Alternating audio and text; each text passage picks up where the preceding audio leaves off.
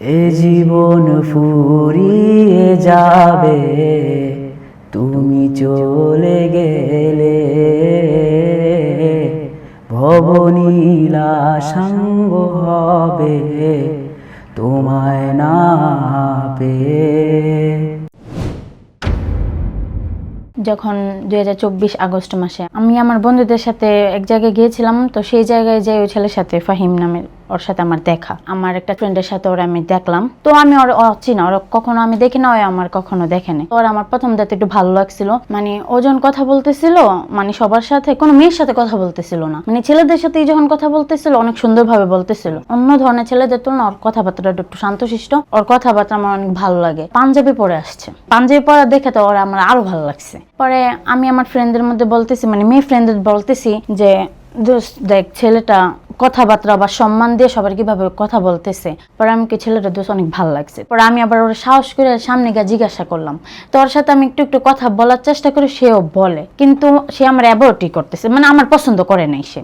আমি কি বলবো কষ্টের কথা, ওর মানে লাইফে কিছু ছিল হয়তো, যার কারণে ও আমার অ্যাভয়েড করতেছে, এরকম কিছু মনে হইতেছে আমার কাছে। তো আমরা সবাই ডিসাইড করি পরের দিন আমরা নারায়ণগঞ্জের দিকে কোথাও ঘুরতে যাব। তো ওর সাথে আমার রাত্রে কথা হয়, ওর আইডিটা নিয়ে আর আমি ইনবক্সে নক করি। তো আমি বলছি কালকে কি কালার ড্রেস পরে আসবা, তো ও ব্ল্যাক কালার ড্রেস পরবে বলতেছে। ওর ব্ল্যাক পরবো, তো আমিও মনে মনে নিয়ত করে রাখছি তাহলে আমিও ব্ল্যাক পরবো। পরের দিন সবাই রওনা দিব, একসাথে ঘুরতে যাব। তো ওই দিন ওর গায়ে ব্ল্যাক ড্রেস, আমার গায়ে ব্ল্যাক ড্রেস। তো সব ফ্রেন্ডরা চাতাইতেছে কোনো কারণ ছিল বা কারণ আছে এরকম কিছু, কিন্তু ওর মন খারাপই। কারণ কেন, ও মানে আমার প্রতি এরকম মিয়া হয় নাই, ফ্রেন্ডের মতো ও আমাকে দেখতেছে না। মোট কথা ওর ভিতরে যে কি চলতেছে ওই জানে। তো আমি আমার ফ্রেন্ডরা আমি জিজ্ঞাসা করতে চেষ্টা করতেছি যে দোস্ত ওর কি জীবনে কিছু কাহিনী আছে বা কিছু আছে, এরকম থাকে কেন, এমন চুপচাপ থাকে কেন। তখন জানতে পারলাম যে লাইফে একজন ছিল, ব্রেকআপ হয়ে গেছে, কিন্তু অসম্ভব ভালোবাসতো মেয়েটাকে, 7 বছর রিলেশন ছিল মেয়েটার সাথে, তো ব্রেকআপ হয়ে গেছে। তো আমি নিয়ত করলাম আমি একটা মেয়ে মানুষ, অবশ্যই একটা ছেলের জীবনে একটা মেয়ে মানুষ চাইলে সবকিছুই ওই ছেলেটা ঠিক করে আনতে পারে। তো আমি ওর ব্যাকগ্রাউন্ড সম্পর্কে সব জানলাম আমার ফ্রেন্ডের কাছ থেকে। আমার ফ্রেন্ডে বলতেছে ফাহিমের আর্থিক অবস্থা মানে মোটামুটি আছে, আবার ওদের ফ্যামিলি একটু নর্মভদ্র টাইপের ফ্যামিলি, জীবনে টাকা পয়সা বা সৌন্দর্য আমি মনে করি এসব কিছুই না। তো ফাহিম মানে আমি ফাহিমকে জিজ্ঞাসা করতে চাইলেও পারি নাই, কারণ কেন ওর আগের ব্যক্তিগত বিষয় আমি জিজ্ঞাসা করলে হয়তো ওর মন খারাপ হইতে পারে। তো আমি ওইগুলো ওরে জিজ্ঞাসা না করে ডিরেক্টলি আমি আমার মতো ওরে ভালোবাসা শুরু করলাম। আস্তে ধীরে ওর কাছে মানে যাওয়া বা ওর সাথে সুন্দর মতো কথা বলা, ওর সাথে গল্প করা চেষ্টা করলাম। পরে ও আস্তে ধীরে আমার সাথে গল্প করে, আস্তে আস্তে ওর সাথে আমার মেলামেশাটা সম্পর্কটা শুরু হলো। আগে যেমন সে আমাকে অ্যাভয়েড করতো, কথা বলতে চাইতো না, মানে চুপচাপ থাকতো, তো আস্তে ধীরে ও আমাকে নিজের মানে মনে করা শুরু করলো। করার পর একসাথে বাসে বসলাম, ঘুরতে গেলাম, একসাথে ছবি তুললাম, ঘুরলাম ফিরলাম। তো আমার ফ্রেন্ডরা সবাই দেখা কইতাছে নিশ্চয়ই আমাদের কিছু চলতেছে। তো দিন শেষে ওরে নিয়ে আমি স্টোরি দেই, সবকিছু করি, তো মানে রাগ হয়, কেন আমাকে নিয়ে তুমি স্টোরি দাও, কেন আমাকে নিয়ে এরকম করতেছে। তো তাও আমি স্টোরি দেই, কারণ কেন আমার ইচ্ছা ওরা আমি আপন কর্মই, যত যাই হোক। আমার নাম ফাহিম আহমেদ জয়। তো আমি আমার একটা ফ্রেন্ডের সাথে আন্দোলনে যাই। তো ফ্রেন্ডের সাথে আন্দোলনে যাওয়ার পর আমি ফার্স্টে যাইতে চাইনি, মানে আমি খুবই একটা ডিপ্রেশনের ভিতরে ছিলাম, মানে আমার ব্যক্তিগত একটা সমস্যা ছিল, ওইটার কারণে আমি একটা ট্রমার ভিতরে ছিলাম, দ্যাটস ওয়াই আমি যেতে চাইনি। অনেক জোর করে আমাকে নিয়েছে। তো যাওয়ার পর ওইখানে না প্রথম ওকে আমি দেখছি, এখানে অনেক মেয়েই ছিল, কিন্তু ওর উপরে ফোকাস যাওয়ার কারণ খুব চঞ্চল টাইপের ছিল। তো আমার সাথে অনেক মিশতে চাইছে, কথা বলতে চাইছে, আমি ওকে ইগনোর করতাম, কারণ আমার ব্যক্তিগত একটা জিনিস ছিল, ওই কারণে আমি নতুন করে অন্য কোনো নারীর কাছে যেতে পারতাম না, বা আমিও চাইছিলাম না, আমার কোনো ইচ্ছাই ছিল না। তো আমি এমনি ওর সাথে আস্তে আস্তে আস্তে আস্তে একটা ঘনিষ্ঠ হয়ে যায়। কতক্ষণ ভাই একটা মানুষের ঘনিষ্ঠ হয়ে যায়? তো ঘনিষ্ঠ হওয়ার পর 1 মাসের মতোই একটা সময় নেওয়া, তারপরে হয়তো একটা রিলেশনে যাওয়া হয়, আমাদের সম্পর্কটা একটু গভীর হয়ে যায়। তো এখান থেকে আমরা না প্রচুর ঘুরতাম, কিন্তু ঘোরার জন্য কিছু টাকা পয়সা দরকার আছে, ওইটা আমার কাছে নাই, কারণ আমি বেকার। তো ও না নিজের টাকা পয়সা খরচ করে আমাকে ঘুরাইতো, কিন্তু আমি চাইতাম না, আমি একটু গিল্টি ফিল করতাম যে না কেমন হয়ে যায় ব্যাপারটা, তুমি সপ্তাহে 2 থেকে 3 দিনে আমাকে নিয়ে বের হও। এমনও দিন গেছে যে আমি পকেটে শুধু 15 টাকা নিয়ে বের হয়েছি। ওর সাথে ঘোরা শেষ করে যখন পয়েন্ট থেকে চলে যাবে, ও আমার যে বাসা যাওয়ার ভাড়াটা পর্যন্ত দিয়ে দিত। আমার কাছে একটু গিল্টি ফিল হতো যে ব্যাপারটা কীরকম হয়ে যায় না, কিন্তু ও বলতো যে সমস্যা নেই, তো তুমি এমন করতেছো কেন, আমার কোনো প্রবলেম হইতেছে না, তুমি এত কেন প্রবলেম করতেছো। তোর সম্পর্কটা আস্তে আস্তে আমাদের সম্পর্কটা একটু প্রচলিত হয়ে যায় এলাকার ভিতরে, পাশাপাশি এলাকায়, ও এক এলাকায় আমি আরেক এলাকায়। প্রচারিত হওয়ার পর তো মানুষ তো বুঝেনি কিরকম নানান কথা বলে। তো আমাদের এলাকার আমার কিছু কিছু মানুষ আমাদের বাসায় বলতো যে আফরিন যে ছেলেটার সাথে ফাহিম নামের ঘোরাফেরা করতেছে, ওই ছেলের বাসা অমুক জায়গা, ওই এলাকাটা তো ভালো না, ছেলেটা ভালো না, নিশ্চয়ই এলাকা ভালো না, ছেলেও ভালো না, দেখতে কেমন দেখা যায়, মানে ও একটু শ্যামলা, তো তাই অনেকজন অনেক কথা বলছে। তো তো এখান থেকে আমার আব্বু ওর বাবার শাসন করলো, তাও আমি বাবার কথায় কিছু মনে করি নাই। ফাইমের থেকে আমি সইরা যাইনি। ও পরিবারে বড় ছেলে ছিল, তো ওর ইনকাম ছিল না, পড়াশোনাই করতো রানিং। তো আমি চিন্তা করলাম যে ও বেকার, তাতে আমার কোনো আফসোস নেই, কারণ আমি কখনোই মানে টাকাওয়ালা ছেলেদের পছন্দ করতাম না। জীবনে অনেক টাকাওয়ালা ছেলেই মানে আমার লাইফে আসছে, কিন্তু আমি প্রশ্রয় দিই নাই। তো আমি ওরে কেন প্রশ্রয় দিলাম? আমার চিন্তা যে এক সময় যতটুকু ইনকাম করো অতটুকু দিয়ে আমার ওই যে এক সময় যে পকেট খরচ চালাতাম বা ওরে নিয়ে আমি ঘুরতে যাইতাম, ওই জিনিসটি মানে হয়তো ফোকাস করো কোনো সময় আমাকে ভালো রাখবে। তো ওই চিন্তা করো আর আমি সবসময় পাশে রাখছি। ওরা আমি মাঝে মধ্যে দেখা করলে শার্ট গিফট করতাম, গেঞ্জি গিফট করতাম, মানে ঘড়ি গিফট করতাম, পাঞ্জাবি মানে প্রায় অনেক কিছু ওরা আমি গিফট করছি। ও আমাদের সবচেয়ে বড় প্রবলেমটা তখন নিছে যখন ওর বাসায় জানতে পারছে। তো স্বাভাবিক, একটা মেয়ের বাসায় জানতে পারলেই তার জন্য বিয়ার চাপ আসে। তো বিয়ের জন্য ওরও অনেক প্রেশার আসতেছিল অনেক ভালো ভালো ফ্যামিলি থেকে। তো ও আমাকে বলতো, ফাহিম আমার তো এরকম অনেক প্রেশার হইতাছে, আমি তো আর পারতাছি না, চলো আমরা বিয়ে করে ফেলি। তো আমি তো ভাই আমার কিচ্ছু নাই, আমি কেমনে বিয়ে করবো তোমারে, আমি বেকার। যে আমরা ফ্যামিলির সাথে একসাথেই থাকতাম আমি, কিন্তু ওকে নিয়ে যে রাখবো আলাদা কোনো রুম নেই, ভালো পরিপাটি কোনো রুম নেই, আমি কিভাবে থাকবো? আমি নাহলে বেকার 1-2 মাস পরে জবের খোঁজ নিলাম, কিন্তু ওকে কিভাবে রাখবো? আমি আতঙ্কিত হয়ে যেতাম। তো ও আমাকে বলতো যে ফাহিম দেখো, এক সময় সব হবে, আমি তোমার হারাই ফেললে আর তোমারে পাবো না। হয়তো আমি অনেক ভালো ফ্যামিলিতে বিয়ে করতে পারবো, তো তোমারও এক সময় তুমি স্ট্রাগল করার পর তুমিও সব কিছু করতে পারবা, কিন্তু ভাই আমি তোমাকে তো পাবো না। মানে এইসব কথাগুলো শোনার পর আমি ইমোশনাল হয়ে যেতাম। এটা আমাদের সম্পর্কর 6 থেকে 7 মাস পরেই পরিস্থিতিটা হয়ে পড়ে। তো ও যখন আমাকে বিয়ে করতে চাইতো আমি ডেট দিতাম, আমরা এই কয়দিন পর আমরা বিয়ে করব। কিন্তু আমি না ডেট পিছায় ফেলতাম, যে এই কোনো একটা কারণ সুতা রিজন দিয়ে আমি পিছায় ফেলতাম। তো ও না হঠাৎ বুঝতে পারে বিষয়টা, যে না ফাইন তুমি ইচ্ছা করে এরকম করতেছো, তুমি কি চাইতেছো আমি বিয়ে করে ফেলাই? তা আমি বলতাম না, আমি এটা চাই না, আমি তোমার কাছে সত্য বলতে আমি তোমার কাছে সময় চাই। তো 2টা বছর সময় দিলে আমি একটা কিছু করতে পারি, আমি এখনো স্টাডি করতেছি, তুমি আমাকে 2টা বছর সময় দাও। ওর কলেজ ইন্টার শেষ, তো ও আর ভর্তি হয়নি। তো আমি অনার্স ফার্স্ট ইয়ারে ভর্তি হয়েছি, তো আমি স্টাডি করতেছি, ও আর ভর্তি হয়নি, কারণ ও চিন্তা ভাবনা করছে বিয়ে করে আমার কাছে আইসা বলবো। আমার কারণে পড়ালেখাও ছেড়া দিছে। তো আমাকে বলতেছে যে দেখো তুমি স্টাডি করতেছো করো, আমিও তো চাইলে করতে পারতাম, কিন্তু আমি করি নাই, আমি তোমার সাথে আইসা পড়বো দেখে আমি আর ভর্তি হইনি। আমি পড়াশোনা করতে চাই নাই কেন, মানে আমি চাইছি যে বিয়ে করব। বিয়ে করলে মানে আমি ওর কাছে যাব, সুন্দরভাবে জীবনযাপন করব, লক্ষ্মী বউ হওয়ার চেষ্টা করব। তার জন্য আমি চাইছি যে ওরে তাড়াতাড়ি বিয়ে করার। কারণ কেন, আমার বাসা থেকে বিয়ের অনেক চাপ দিতেছিল, তাই আমি ওরে চাপ দিতেছিলাম, কিন্তু ও ডেট পিছাইতেছিল। তো এক পর্যায়ে যে আমি বুঝতে পারি যে ও ডেট পিছাইতেছে কেন, মানে ও আরও সময় নিতে চাচ্ছে আমার কাছে। কিন্তু ওরা আমি যদি আরও সময় দিতে যাই তাহলে আমার বাসার দিক দিয়ে চাপ পড়তেছে, আমার বিয়ে হয়ে যাবে অন্য কোথাও। তো আমি চিন্তা করলাম যে ওরা আমি চাপ দিই। তো ওরা আমি এরকমও বলছি যে তোমার কোনো প্রবলেম, তোমার প্রবলেম থাকলে আমার বল, তোমার ছাড়া আমার ভালো লাগতেছে না, আমি কি করবো কো, আমি অন্য কোথাও যে বিয়ে বসমো, ওই জায়গায় যদি তোমার কারণে আমার ওই সংসারটা মনোযোগ না হয়, আমি যে ওই জায়গায় লক্ষ্মী বউ হিসাবে সংসার না করতে পারি, তখন আমার জীবনটা একটা মানে নরকের মতো হয়ে যাবে, আমার জীবনটা হয়ে যাবে তছনছ। ও বলতেছে আমার ঘরে কিছুই নেই, তুমি মানায় নিতে পারবে না, কারণ তুমি পরিবারের ছোট মেয়ে, অনেক শৌখিনভাবে বড় হয়েছো, বাবা মার আল্লাদের মেয়ে, বোনদের অনেক আদরের ছোট বোন, যা চাইছো তাই ছোটতে পাইছো, আমি যদি এসব তোমাকে না দিতে পারি। তো আমি ওরা বললাম ফাহিম ওরকম কিছু না, আমি বাসাতে সব নিয়ে আসবো, আমার বাসায় যা জামা কাপড় যত যা মানে আমার যা লাগে একটা মেয়ে হিসাবে প্রথম আমি সব নিয়ে আসবো, আমি এসে তোমাকে চাপ দিব না। আরে বলছি যে তুমি ভালোভাবে মানে না দাঁড়ানো পর্যন্ত, চাকরিটা না পুক্ত হওয়া পর্যন্ত আমি তোমার কাছে কিছু চাবো না, আমি বাসা থেকে সব নিয়ে আসবো। পরে সে রাজি হয়। আমার এখন সবচেয়ে বড় সমস্যা হলো আমার বাসায় আমি কি বলবো, আমি এত অল্প বয়সে বিয়ে করব, কিছু করি না, একটা আলাদা রুমও নেই, আমি বাসায় কিভাবে বলবো? তো আমি না একদিন সাহস করে বাবাকে বললাম যে বাবা আমি তো বিয়ে করতে চাই। তো বাবা আমাকে বলতেছে তুই বিয়ে করবি, বিয়ে করে বউ না রাখবি কই, তুই খাওয়াবি কি? আমি বলতেছি বাবা পারবো। তো তখন আমি চিন্তা করলাম যে ও আমার বাসায় কখনো যায়নি, তো ওরা আমার বাসাটা একদিন দেখায় দিয়ে যাই, যদি ওর মনটা ঘুরে যায় তাহলে আমি কিছুদিন সময় নিতে পারবো। তখন আমি আম্মাকে বললাম যে আম্মা ওই মেয়েটাকে নিয়ে আসি, বাসাটা দেখাই। তো আম্মাও কিছু বলে নাই, যে আচ্ছা তুই দেখা। তো আমি ওকে যখন বলি যে তুমি চলো আমার বাসায় যাই, তো ও না খুশি হইলো যে আচ্ছা চলো ফাহিম আমরা যাই। আমি তো মনে মনে চিন্তা করি যে তুমি খুশি হইতেছো, তুমি তো আমার বাসাটা দেখা পছন্দ করবা না। তো ওকে আমি নিয়ে আসলাম। আমি যখন ফাহিমদের বাসায় ঢুকলাম তখন ফাহিমের আম্মু মানে নাস্তা দিল, আমার আদরই করতেছিল, হবু শাশুড়ি একলা সবকিছু নিজে করতেছে। নিশ্চয়ই যেহেতু ফাহিমের বোন নাই, আমি আসলে ওদের বাসায় বিয়ে করে আমাকে অনেক আদর করবে। পরে ওর রুম যখন ও আমাকে দেখাইতে নেয়, তো ওর রুম তো অনেক ছোট, জাস্ট একটা চৌকি, জাস্ট একটা চোখে আর একটা অর্ডারটা ছিল একটু ভাঙ্গা। রুমটা দেখে না প্রথম আমার একটু আনইজি ফিল হয় যে কিছুই নাই, রংও তেমন কিচ্ছু না, মানে অনেক দেখতে একটু বিশ্রী দেখা যাইতেছে রুমটা। তাও আমি দেখা মানে যে জিনিস আমি পছন্দ করি না, অনেক শৌখিন ভাবে বড় হয়েছি, কেন যেন ওই জায়গায় আমার ভিতর মানায় নেওয়ার একটা অনুভূতি আসতেছে।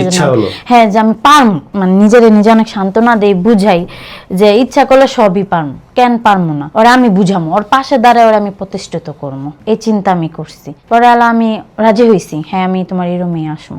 আমার বাবার সাথে যখন আমি কথা বলি তো বাবা বলতেছে যে স্ট্রেট ফরওয়ার্ড কথা, যে আরে এটা আবেগের বয়স, এখন বলতেছে কদিন পর হাঙ্গামা করব, এই যাই ঝামেলা তুই সামলাতে পারবি না, এত অল্প বয়স। আমি বলতেছি বাবা আমি পারবো, আমার বিশ্বাস আছে, আমি আফরিনকে বিশ্বাস করি ও পারবে। তো বাবা বলতেছে আবেগের বয়সে পইরা কোনো ভুল করিস না, আমরা তো বলতেছি না যে আমরা রাজি না, তুই একটু সময় নে। আমি তো নাসরবান্দা, আমি তো ওরা ডেট দিয়া ফালাইছি। আমি বলতেছি না বাবা আমি বিয়ে করবো। তখন বাবাই বলতেছে যে তুই বিয়ে করবি, আচ্ছা কর। একটা কাজী ভাও করে দিল, বাবাই কাজী ভাও করে দিল, একটা হুজুর ভাও করলো যে সরা পড়াবে, আমরা পালিয়ে বিয়ে করবো। মানে আপনার পরিবার রাজি, কিন্তু তার পরিবার জানবেন না, তার পরিবার জানবে না। ও যেহেতু বিয়ে করবে তো আমি কিছু টাকা জমায়া ওর একটা শাড়ি গিফট করছি বিয়ের জন্য। শাড়িটা খুব কম দামি ছিল, এই শাড়িটা পেয়ে অনেক খুশি হয়েছে যে আমি এই শাড়িটা পরে তোমার সাথে বিয়ে করব। বিয়ের এক সপ্তাহ আগে আমি তাকে শাড়িটা দিছি। তো ও আমাকে একটা নর্মালি একটা ঘুমটাও কিনে দিছে আর একটা শাড়ি। তো আমি আবার আমার নিজের কিছু টাকা জমানো ছিল, আমি ওই টাকা দিয়ে 2 হাতের 2 মোট চুড়ি আর আমি গলার একটা সেট কিনি, মানে আমি নতুন একটা লুক দিব যে বই। তো আমার তখন আমার একটা শখ জাগলো যে আর কখনো হয়তো বউ সাজা হবে না আমার, এই হয়তো শেষ। আমি নিয়ত করলাম যে আমি পার্লারে সাজবো। তো আমি বাসা থেকে যখন বের হবো, মানে যেদিন আমাদের মূলত বিয়ে, আগের দিন আরেকটা কাজ হয়েছে, আমার হাতে মেহেন্দি পড়তেছিলাম আমি। আমার আম্মু বলতেছে তুই কি বিয়ের মেহেন্দি দিতেছিস? পরে আমি বলতেছি না আম্মু, আমি আমার একটা ফ্রেন্ডের বিয়েতে যাব, আমার একটা ফ্রেন্ডের বিয়েতে যাবো, ওই জায়গায় যে একটু সবাই মিলে শাড়ি পরার নিয়ত করছে, সেই জন্য পরবো, এই জন্য এই শাড়িটা আমি নিউ মার্কেটে কিনে আনছি। তখন আমার আম্মু বুঝতে পারতেছে। তো যখন আমি বের হইতেছি, মানে গহনা টহনা বা শাড়ি টাড়ি দুপাট্টাটা নিয়ে, তখন আম্মুর বাড়ি দিস, আফরিন তুমি যেও না। তো মা অনেক চিৎকার পারতেছে, আমার জড়ায় দইরা অনেক কাঁদতেছে। তো আমার এত খারাপ লাগতেছে, তখন আমি চিন্তা করতেছি আমি কোন দিক যাবো, আমি কি বেরোবো না, আমি কি ফাহিমের কাছে যাবো না। আমার হাতের মেহেন্দি, তখন আমি হাতগুলার কসলাইতেছে, মানে আমার কিচ্ছু আর ভালো লাগতেছে না আম্মুর অজরত কান্না দেখা। তো আম্মু যে কাঁদতেছে, আমি আম্মুর জড়ায় দইরা আমি আম্মু তুমি কাঁদো না, তুমি কান্না করো না, আমি জানি যে ভালো থাকবো, তুমি কান্না করো না আম্মু, একদিন সব ঠিক হয়ে যাবে। দেখো মা বুকের মধ্যে 2-3টা থাপ মানে হাঁকার কইরা চিৎকার পারতেছে, কারণ আমি অনেক শখের মেয়ে। আম্মু যখন কান্না করতেছে আমার আর বের হইতে মন চাইতেছিল না। এখান দিয়ে ও বারবার ফোন দিতেছিল ফাহিম, ফোনটা আমি সাইলেন্ট করে ফেলি। তো আমিও মানে আম্মুর সাথে সাথে আমিও অনেক কান্না করছি। করার পর আম্মুর বুকে জড়ায় ধরে কইতেছি তুমি চিন্তা করো না, আমার কোনো কষ্ট হইব না। পরে এক সময় আমি বেরোই, তখন আম্মুর দরজার সামনে এসে কান্না করতেছে, আর আঁচল মানে ওন্না দিয়ে চোখের পানি মুছতেছিল আম্মু, আর আমার দিকে তাকাই রয়েছে। আমি এক সিঁড়ি নামি আর দ্বিতীয় সিঁড়িতে আম্মুর দিকে তাকাই, আম্মু খালি আফরিন যায়ও না, তুমি আফরিন যায়ও না, আমার একলা করে ফেলতেছো। পরে এক সময় আমি চোখের এই কান্না মানে মুছতে মুছতে বাসাতে বের হই। তখন আমি পার্লারে যখন আমি সাজ দেবো, তখন আমার মন ফাহিমের দিকে নাই, তখন আমার মন আমার বাসাতে, মনে হচ্ছে যে না যায়, হ্যাঁ না যাই, ফাহিমের কাছে না যাই, জীবন হয়তো আমি ভুল করতেছি এরকম কিছু মনে হইতেছে। কারণ জীবনে যে বাপ মা ছোট থেকে বড় করে তুলছে, ওদেরকে ফেলে আমি মানে অপরিচিত একটা ছেলে হাত ধরতেছি, তখন সত্যি সত্যি নিজের মানে কোন দিক যাবো কোনো কুল পাইতেছে না, অনেক খারাপ লাগতেছে। তো এক মনে বলি যে বাসায় চলে যাই, এটি হয়তো আবেগ। তো নিজের শক্ত করলাম, করার পরে আমি থাক, হয়তো ভালোবাসার মানুষের হারাইলার কখনো আমি পাবো না। বাপ মা যে জায়গায় বিয়ে দেবে অবশ্যই টাকা বাড়িঘর ছেলে দেখেই বিয়ে দেবে, যদি ওই জায়গায় আমার সুখ না হয়, তখন আমি ওর ফোনটা রিসিভ করে বললাম হ্যাঁ বলো। ফাহিম বুঝে ফেলছে আমি কান্না ভাব, যে কি হয়েছে, কিছু হয়েছে, সমস্যা হয়েছে, বের হইতে পারো নাই। বলি নাই ওরা, আমার আম্মু যে জানছে বা আম্মু কান্নাকাটি করতেছে, ওরা আমি কষ্ট পাইতে দিইনি। তাই আমি বলছি না আমি ঠিক আছে, আমি আসতেছি, মানে লেট হবে আর একটু। যখন আমাকে সাজাইতেছে তখন আমার চোখের পানি পড়তেছে, তো আমি অনেক কষ্ট করে নিজের কন্ট্রোল করে সাজলাম। তো ফাহিম বাইক নিয়ে পার্লার সামনে আসছে, ওরা আরো 2 ফ্রেন্ড 2 বাইক আসছে একসাথে। ওকে ওখান থেকে নিয়ে গেলাম পার্লারের সামনে থেকে। আমাদের মানে অনেক দ্রুত বের হইতে হয়েছে, গাড়িগুলোর টাইনা যদি আমাদের রাস্তা আটকায় ফেলায়, কারণ ওদের এলাকা, আমরা খুব দ্রুত বের হইতেছিলাম। আর ওই সামনে আরেকটা বিয়ে হইতেছিল, তো ওই বিয়ের মানুষগুলো না দেখে মনে করতেছে ওদের বউ নিয়ে আমি পালাইতেছি, মানে ব্যাপারটা এরকম হয়ে গেছিল। তো ওরা নিয়ে বের হয়ে যাওয়ার পর আমরা একটা রেস্টুরেন্টে উঠছি, রেস্টুরেন্টে উঠা ওইখানে কাজে আই না, ওইখানে বিয়েটা করলাম, রেজিস্ট্রি করলাম, পরিবারের কাউরে নিয়ে নিই, কিন্তু ওনারা জানতো। রেজিস্ট্রি করার পর আমার ফ্রেন্ডের বাসায় আমি উঠছি। বন্ধুত্বের যে আপ্যায়নটা, 2টা দিন ওর বাসায় ছিলাম ভাই, সর্বোচ্চ ভালো রাখার চেষ্টা করছে ওই ফ্রেন্ডটা। 2 দিন থাকার পর 2 দিন পর আমি ওকে নিয়ে বাসায় আসলাম। আপনার বাড়িতে? হ্যাঁ, আমার বাসায়। ওঠার পর নতুন বউ, কিছুদিন সময় চলে যায়, আমি বেকার অবস্থা রয়েছি, চাকরি বাকরি নাই, শুরু হয়ে গেছে ঝামেলা, ঘরে ঝামেলা, এই ঝামেলা, টাকা পয়সা লয়ে ঝামেলা। আমি একজন ডিজাইনার, তখন আমি ডিজাইনের কাজ শেখা শুরু করলাম। তো ওইখান থেকে যখন আমি প্রথম ঢুকছি তখন আমার স্যালারিটা খুব কম, চলতে অনেক কষ্ট হয়ে যেত, এতটাই কষ্ট যা বলার বাহিরে। ওর বন্ধুর বাসা থেকে যেদিন ওদের বাসায় আমাকে নিয়ে আসছে ফাহিম, তখন আমাকে ও রাত্রে বলতেছে তোমার ভালো লাগতেছে, মানা নিতে পারবা তো?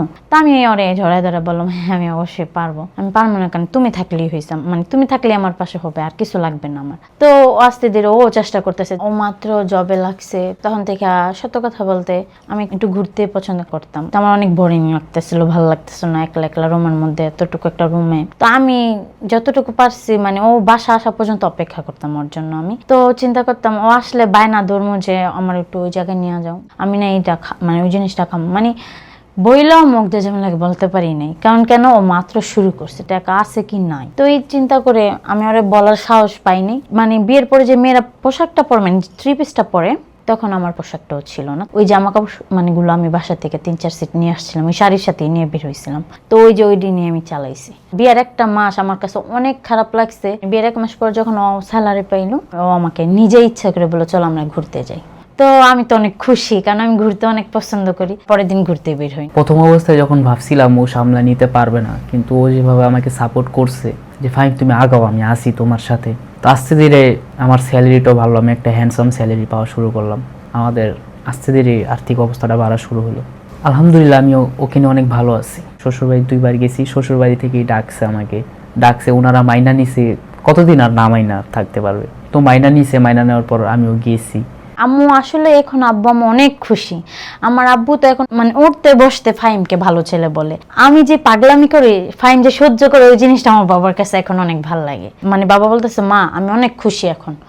আগে হয়তো আমি ভাবতাম যে তুমি সুখী হইবা না, কিন্তু বিশ্বাস করো এখন ফাহিমে যে তোমার মতো আমার পাগলি মেয়েটারে মানায় নিতে পারছে, এটাই আমি অনেক খুশি। সত্য কথা বলতে ওই যে আমার আম্মু কান্না করছিল না, আমার আম্মু থেকেও এখন আমার আব্বু আরো বেশি খুশি। আব্বু খুশি মানে অবশ্যই আম্মু খুশি। আলহামদুলিল্লাহ অনেক ভালো। আর আরো খুশি লাগতেছে যে উপরে ও নিজেও কিছু ওর বাবা মাকে দিয়ে মানে টাকা পয়সা দিয়ে উপরে রুম তুলতেছে, এই জন্য আরো আনন্দ। হ্যাঁ এই জন্য আরো আনন্দ লাগতেছে। আসলে ওর সবকিছু আমাকে মুগ্ধ করে, এক কথায় সবকিছুই ভালো লাগে। রাগটা একটু বেশি, কিন্তু আবদারটা খুব কম, অনেক ছোটোখাটো। আমার সামর্থ্যের বাহিরেও কিছু চায় না, যেটার কারণে আমার একটু কষ্ট হয়ে যায়। ও মেয়ে হিসাবে খুব ছোটোখাটো আবদার করে, যার কারণে আমি অনেক হ্যাপি। আলহামদুলিল্লাহ আমি অনেক হ্যাপি। একটা পুরুষ মানুষের এতটুকুই দরকার। পুরুষ মানুষ প্রচণ্ড লোভী, একটু ভালোবাসার লোভী। তার ভিতর আমিও একজন সেই ভালোবাসার লোভী। ও আমাকে সেটাই দিছে। অনেক ইম্পর্টেন্ট আর অনেক দামি একটা কথা বলেছেন আপনি। আসলে মানে স্ত্রীর এমন সহযোগিতা, সাপোর্ট, স্বামীর সামর্থ্য অনুযায়ী চাওয়া, এটা যে কতখানি মূল্যবান প্রত্যেকটা পুরুষ মানুষ এটা উপলব্ধি করে। যখনই সামর্থ্যের মধ্যে সবকিছুই থাকে তখন সম্পর্কগুলো অবশ্যই ভালো থাকে। এবং আমরা বিশ্বাস করি যে ইচ্ছা শক্তি হচ্ছে অনেক ইম্পর্টেন্ট। আপনি যদি আপনার স্ত্রীকে ভালো রাখতে চান, আপনার স্ত্রী যদি আপনাকে ভালো রাখতে চায়, অবশ্যই সেই সম্পর্কটা ভালো থাকতে বাধ্য। আমরা একটা জিনিস বলতে চাই এখানে, আমরা স্টুডিও থেকে সবসময় একটা কথা বলি, আপনাদের গল্প আমাদের কাছে অনেক বেশি পছন্দ হয়েছে, ভালো লেগেছে। শুধুমাত্র একটা জিনিস বাদ দিয়ে, আপনি আপনার মাকে রেখে যেভাবে বাড়ি থেকে বের হয়ে এসেছেন, এই জিনিসটা আসলে আপনার ওই সময় না করলেও হতো। আমরা খুশি হতাম আপনি যদি চেষ্টা করতেন মাকে ম্যানেজ করে বা বাবাকে ম্যানেজ করে বা ফ্যামিলিগতভাবে যদি বিয়েটা হতো, আরো বেশি হয়তো সুন্দর হতো। আপনার মা তখন যে কষ্ট পেয়েছেন বা সেই সময়গুলোতে আপনার বাবা মা যে কষ্ট পেয়েছেন, সেগুলো হয়তো আসলে অনেক কষ্টে। তো আমরা আশা করব যে আপনারা 2 জন মিলে আপনার বাবা মা বা তার বাবা মা, তাদের সেই মনের কষ্টগুলো আপনারা দূর করবেন আপনাদের বর্তমান চেষ্টা দিয়ে। আমরা এটা আপনাদের কাছে আশা করি। এবং যারা প্রোগ্রামটা দেখবেন তাদের কাছে আমাদের সবসময় অনুরোধ থাকবে, আপনারা প্রতিনিয়তই চেষ্টা করবেন বাবা মার দোয়া নিয়ে, বাবা মার ইচ্ছাতেই বিয়েটা যেন হয়, সেভাবেই কাজটা করার চেষ্টা করবেন, এতে করে মঙ্গল। আমি একটা কথাই বলতে চাই, তুমি যদি কখনো আমাকে ছেড়ে চলে যাও, তাহলে এ জীবন ফুরিয়ে যাবে, তুমি চলে গেলে ভবনীলা সাঙ্গ হবে তোমায় না পেয়ে, স্বপ্নগুলো রয়ে যাবে কাগজের পাতায়, ইচ্ছে গুলি করে খাবে আমায় হতাশা। এই হাতটা কখনো ছেড়ে যেও না। যেমন